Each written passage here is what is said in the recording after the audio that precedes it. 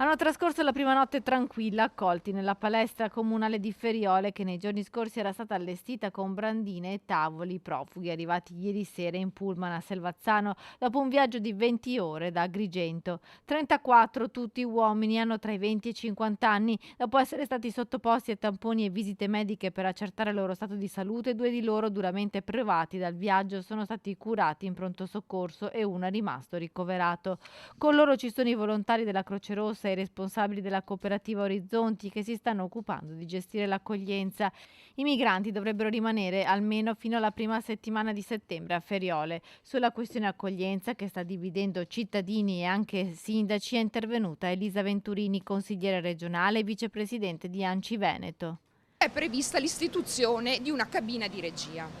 Allora io penso che sia necessario attivare questa cabina di regia per cercare quantomeno di capire come fare per coinvolgere maggiormente quelli che sono poi i soggetti con i quali va ad interloquire, cioè con i sindaci. Perché noi abbiamo visto dei sindaci sono completamente contrari, altri sindaci potrebbero essere propensi ma non sanno bene come agire e che conseguenze ci possono essere. I sindaci vanno sostenuti, dice Venturini, chiamando in causa anche l'Europa.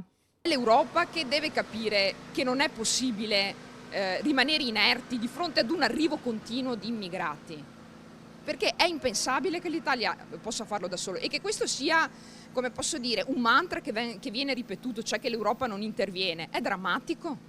Intanto a Feriole un comitato di cittadini che ieri aveva srotolato uno striscione contro l'accoglienza, questa mattina ha fatto richiesta di poter allestire un gazebo davanti alla palestra per poter raccogliere firme contro la creazione dei mini hub e hanno chiesto anche un incontro con il commissario prefettizio.